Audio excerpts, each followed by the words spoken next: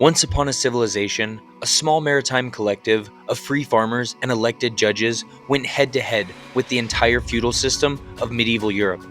Kings, armies, the Catholic Church, every powerful force that was trying to crush human freedom. For centuries, these sea warriors held their own, creating prosperity and liberty while the rest of the continent wallowed in darkness and oppression. But what if they had actually won? What if the little guy had beaten the system and changed everything? This isn't just a fantasy underdog story, but this is the story of the real people who came terrifyingly close to rewriting the rules of civilization itself. Welcome aboard ARNIE'S Brain Train. Today we're going to explore one of the most epic untold stories in human history. I'm Alex Arnold, and we're going to dive into an alternate timeline where the Frisians, Europe's forgotten sea warriors, actually triumphed over feudalism and reshaped the entire continent. We're going to go into 3 different scenarios that could have changed everything. And my goal is by the end of this video that you'll be questioning everything that you thought you knew about how our modern world came to be. As usual, all of my sources are listed in the description below, so you can continue this brain train adventure on your own. And seriously, stick around until the end, because the third scenario will make you think about how different your life could have been today.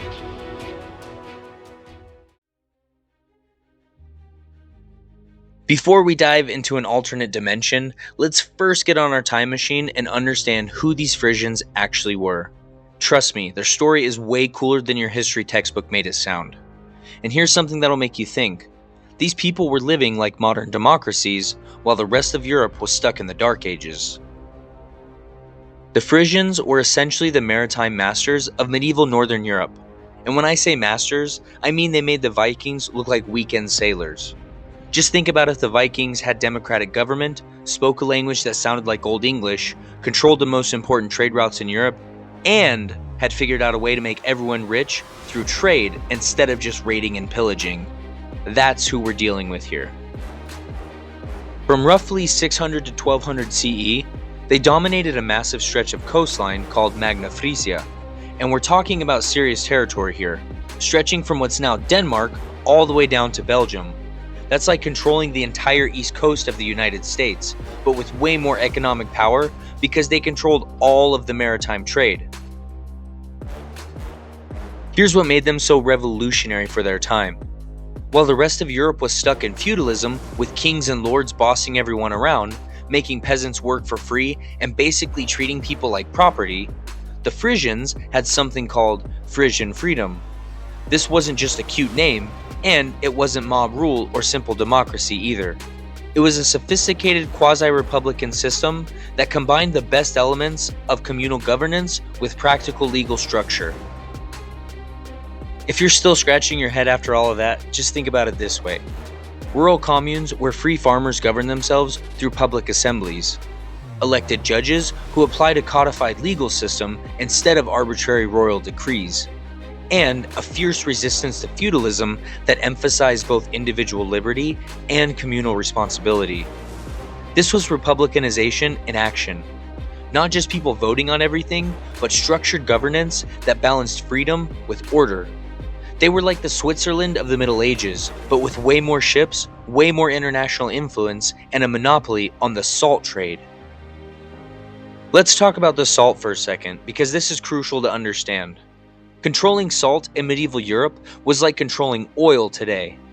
Everyone needed salt for food preservation, and the Frisians had figured out advanced salt mining and trading techniques that made them incredibly wealthy.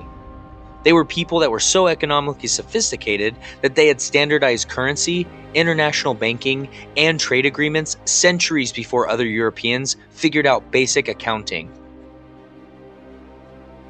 Their language connection to English is absolutely fascinating and becomes super important in our scenarios moving forward. Frisian was so close to Old English that a Frisian trader could sail to England and basically have a conversation with Anglo-Saxons without much trouble. This wasn't just linguistic similarity, but it represented a deep cultural connection that could have reshaped all of Northern Europe. But unfortunately, the real history took a tragic turn that changed everything. Between 1256 and 1422, a series of brutal conflicts called the Frisian-Hollandic Wars essentially wiped out Frisian independence. But this wasn't just military conquest. The decline of Frisian freedom was also marked by internal changes. Class stratification began to emerge within Frisian society. The very meaning of freedom shifted from communal liberty to individual privilege, and their cherished autonomy gradually eroded. The Counts of Holland exploited these internal weaknesses using both military force and political manipulation to absorb Frisian territories. By 1500, the sophisticated quasi-republican system that had flourished for centuries had virtually disappeared as an independent political force. So here's the question that we're going to address today. What if they hadn't lost? What if those crucial battles had gone the other way? What if democracy had won over feudalism 500 years earlier than it actually did?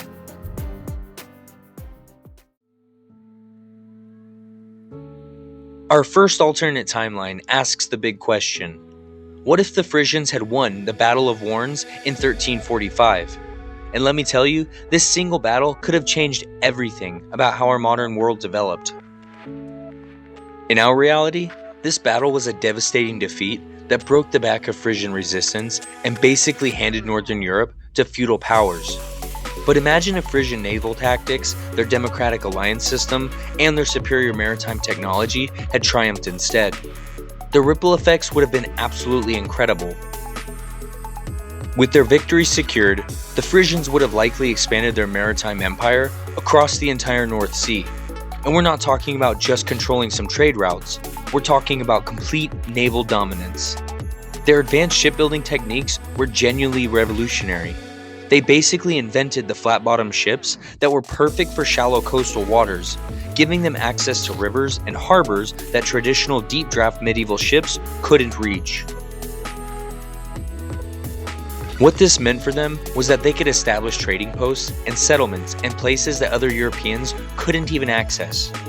By 1400, we might have seen Frisian colonies from Iceland to the Baltic, creating a maritime trade network that would have made the later Hanseatic League look like a local farmer's market.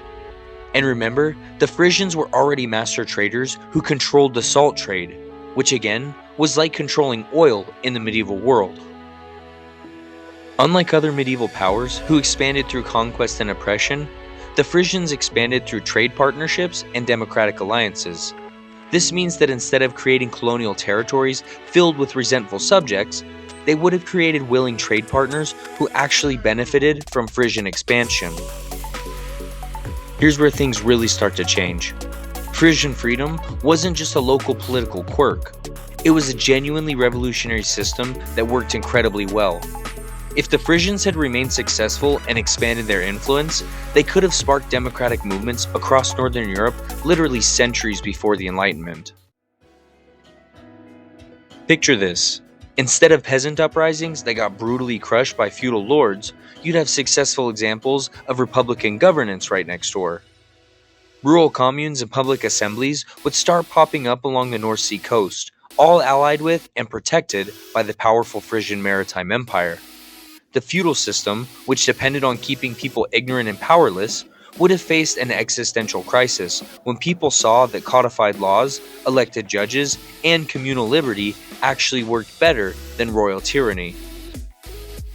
In this alternate reality, we might have seen the end of serfdom in the 1400s instead of the 1800s. That's 400 years of human freedom and progress that we lost.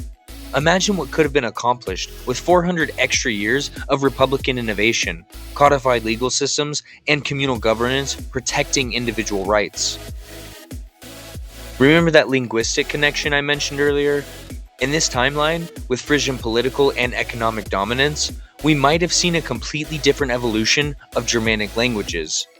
English might have developed with much stronger Frisian influences, creating a unified North Sea linguistic zone that would have had massive implications for later cultural and intellectual exchange.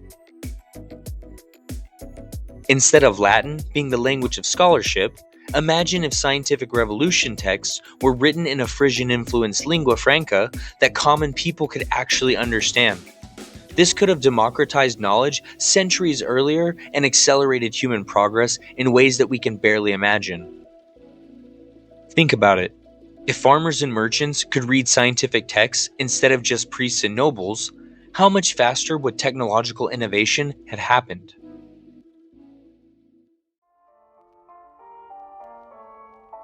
Now, this next alternate timeline might sound a little bit wacky, but it's actually completely plausible. What if successful Frisians had beaten Columbus to the Americas? And when I say this could have happened, I mean that the Frisians had all the technology, motivation, and opportunity to make this a reality. The Frisians were incredible navigators who regularly sailed to Iceland and quite possibly even reached Greenland. They have the most advanced ships for ocean travel, sophisticated navigational knowledge that they developed through generations of North Sea trading, and most importantly, they have the economic motivation and political organization to fund major expeditions through their communal decision-making systems. Picture this alternate timeline. Instead of Spanish conquistadors bringing feudalism, slavery, and monarchy to the Americas, Frisian explorers established trading communes based on the principles that had made them successful in Europe. And here's what makes this scenario so fascinating. Many Native American tribes already had sophisticated confederation systems and communal governance traditions that would have been much more compatible with Frisian rural communes and public assemblies than with European monarchy. The Iroquois Confederacy, for example, had communal governance principles that were remarkably similar to Frisian freedom's emphasis on rural communes and public assemblies. Instead of the tragic pattern of conquest and genocide that actually happened, we could have seen genuine partnerships between Frisian traders and Native American confederations, creating a completely different colonial model, one based on mutual benefit and shared Republican values rather than exploitation. The Frisian tradition of negotiation, trade partnerships, and democratic alliance building could have created a relationship with indigenous peoples that actually respected their sovereignty and incorporated their knowledge. Imagine agricultural techniques, medicinal knowledge, and environmental management practices being shared freely instead of being suppressed or stolen. Here's why this scenario matters for literally everything that came after. The Frisians were master economists who understood that sustainable trade partnerships were more profitable than conquest and resource plundering. If they had established the first permanent European settlements in North America, the economic development of the continent would have looked completely different. Instead of plantation slavery, we might have seen cooperative farming using both European and Native American techniques. Instead of resource extraction that destroyed environments, we might have seen sustainable harvesting that preserved ecosystems. Instead of forced labor, we might have seen the world's first industrialized economy based entirely on free labor and democratic cooperation. The implications are staggering. Earlier abolition of slavery by centuries, since Frisian society was fundamentally based on free farmers, not forced labor. More sustainable resource extraction that didn't destroy entire ecosystems, earlier industrialization based on trade networks and innovation rather than resource plundering and human exploitation, and Native American populations that thrived instead of being decimated. Now here's where the butterfly effect really comes into play. If Frisian America had succeeded, there might never have been a British Empire as we know it. Think about the massive chain reaction that this would have created. Without Spanish gold flowing from conquered America, financing European wars, and with democratic Frisian republics controlling North Atlantic trade routes, the entire balance of European power shifts dramatically. No dominant British Empire might mean no English as a global language, no American Revolution as we traditionally understand it, and possibly no Industrial Revolution starting in England. The Industrial Revolution might have happened earlier and more humanely in Frisian America, driven by democratic innovation and sustainable practices rather than by exploitation and environmental destruction. The whole trajectory of human technological development could have been faster, more equitable, and more sustainable. Now, I know that these are fake scenarios, but remember that history isn't inevitable. These were real possibilities that came down to individual battles economic decisions, and cultural choices. The difference between our timeline and this alternate one might have been just a few crucial moments in medieval battlefields.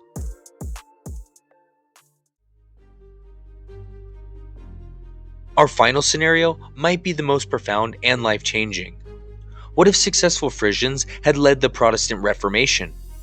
And when I say this could have changed your life today, I mean it literally. The religious, political, and scientific landscape of the modern world would be completely different.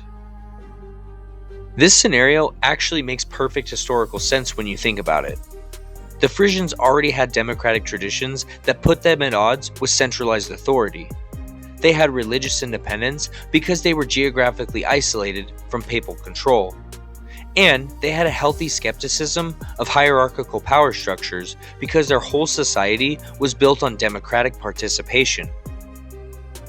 They were also perfectly positioned geographically, right in the heart of Northern Europe where the Reformation actually took off. And they had the economic power and international trade connections to challenge both political and religious hierarchies on a massive scale.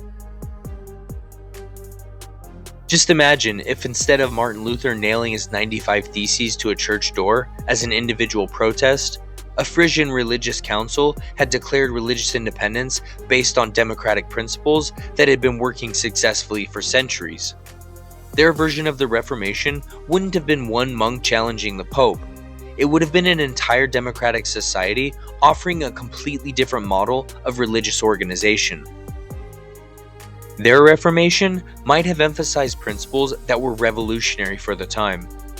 Democratic church governance, where congregations elected their own leaders, which actually did happen in some Protestant traditions, but not till much later. Religious tolerance based on their experience with diverse trading partners from different cultures and faiths. Individual spiritual freedom combined with community responsibility, basically applying democratic principles to religious life. And integration of practical knowledge with spiritual wisdom, since Frisian culture valued both innovation and tradition. And honestly, this scenario could have saved millions of lives. If the Frisians had successfully created a stable democratic religiously tolerant zone in Northern Europe, the devastating religious wars that tore the continent apart for centuries might never have happened. Just think about the human cost of life that we're talking about here. The 30 Years' War alone killed roughly 40% of the population in some German regions. We're talking about millions of deaths from warfare, famine, and disease. But if you had a successful model of religious democracy already working in Frisian territories, proving that different faiths could coexist peacefully and prosperously, other regions might have adopted similar systems through negotiation rather than warfare. Instead of Catholics and Protestants slaughtering each other for centuries like they did, we might have seen peaceful religious diversity becoming the norm. The amount of human suffering that could have been prevented is almost impossible to calculate. Now let's talk about some of the human progress. Religious tolerance plus democratic traditions plus maritime trade networks plus practical innovation equals the scientific revolution happening earlier and developing much faster. The Frisians were already super practical innovators. They had advanced agricultural techniques, sophisticated maritime technology, and international trade connections that exposed them to knowledge from across the known world. In a timeline where they're politically successful and religiously tolerant, we might see the scientific revolution starting in Frisian universities in the 1400s, instead of in Italian universities in the 1500s. But not only would it be earlier, it would be more democratic and practical. Instead of scientific knowledge being hoarded by elite scholars, Frisian democratic traditions would likely have made scientific education more widely available. Instead of science being purely theoretical, Frisian practical culture would have emphasized applied science that actually improved people's lives. Just imagine if telescopes and microscopes had been invented 200 years earlier. Imagine medical advances, agricultural improvements, and engineering innovations getting a 200-year head start. Imagine navigation and shipbuilding reaching levels that would have made later age of exploration voyages look primitive. Now here's why this is important. The principles of religious tolerance, democratic governance, and scientific inquiry that took centuries to develop in our timeline, and that we're still fighting to protect today, might have been established as normal, accepted parts of human civilization 200 to 300 years earlier. Imagine where human knowledge, technology, and social progress might be today if we'd had those extra centuries of democratic innovation and scientific advancement. We might be living in a world that's literally centuries ahead of where we are now in terms of solving problems like disease, poverty, environmental destruction, and social inequity.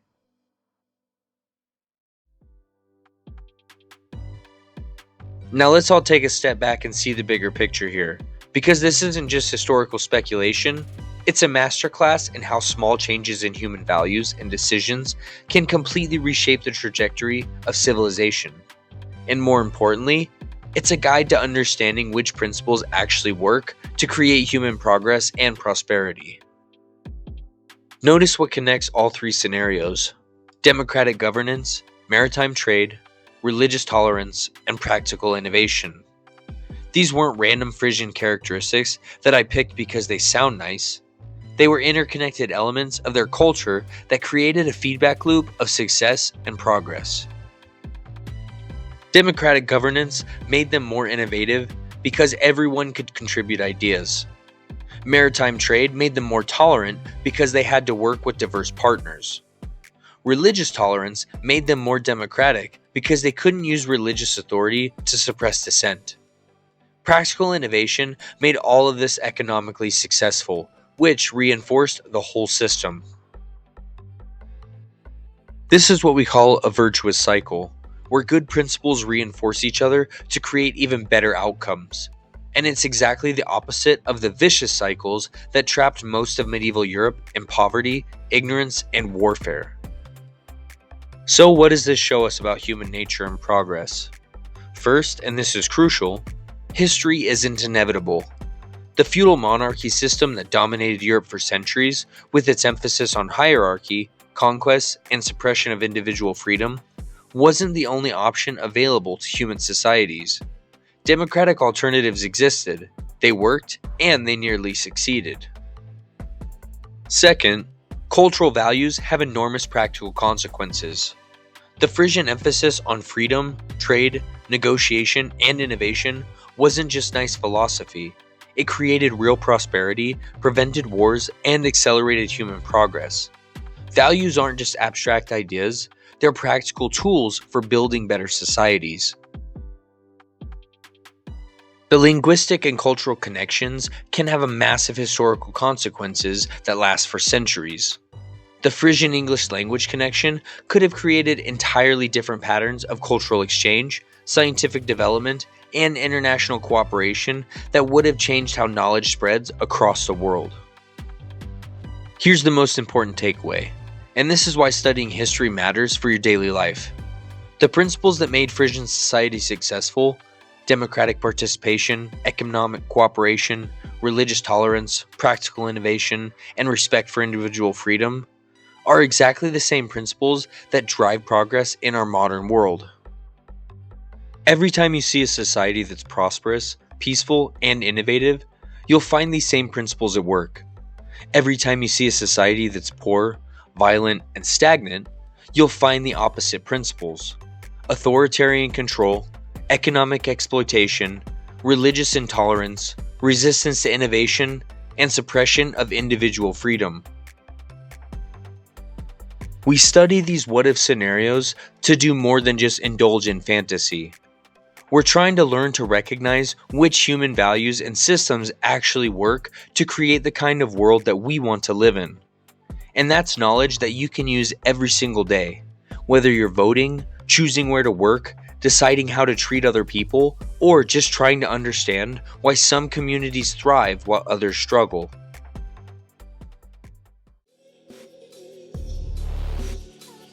And that's it for our epic journey through Frisian alternative history.